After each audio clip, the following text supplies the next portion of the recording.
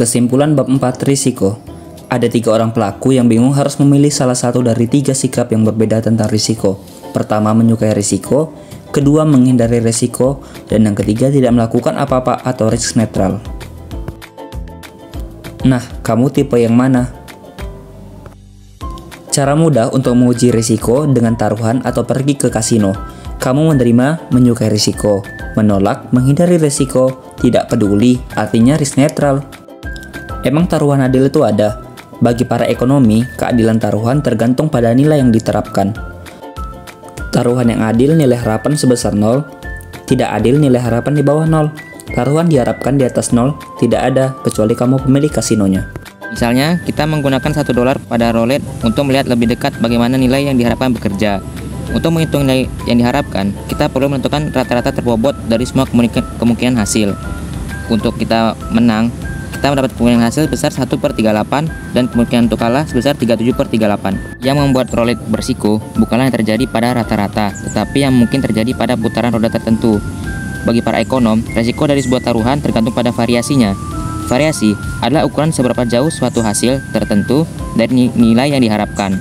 Situasi berisiko dengan varian kecil, seperti bertaruh $2 pada satu lemparan koin, anak panah mengelompok dekat rata-rata. Tapi dalam situasi berisiko dengan varian yang besar seperti roulette, anak panah bisa jatuh lebih jauh. Ternyata roulette jauh lebih kurang berisiko untuk kasino.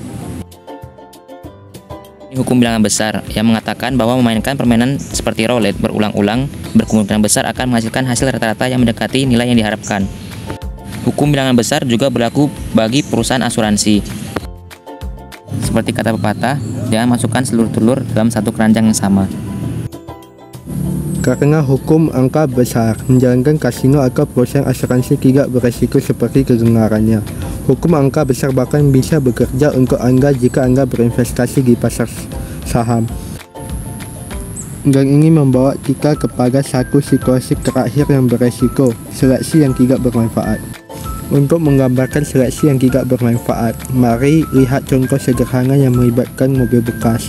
Beberapa mobil bekas adalah Peach dan beberapa adalah Lemon. Ini masalah informasi asimetris, berarti penjualan mengetahui sesuatu yang tidak diketahui pembeli atau sebaliknya.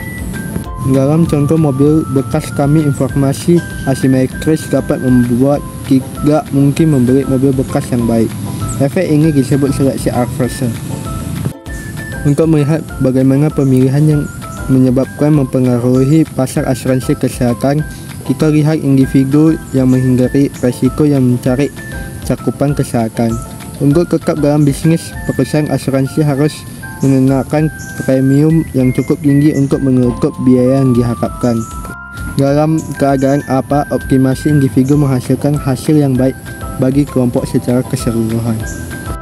Seleksi adversarial adalah salah satu contoh situasi di mana optimasi individu tidak memberikan hasil yang baik bagi kelompok secara keseluruhan. Tentu saja ini bukan berarti asuransi kesehatan yang dijalankan pemerintah akan memberi hasil yang lebih baik. Demikian materi tentang resiko, semoga dapat dimengerti.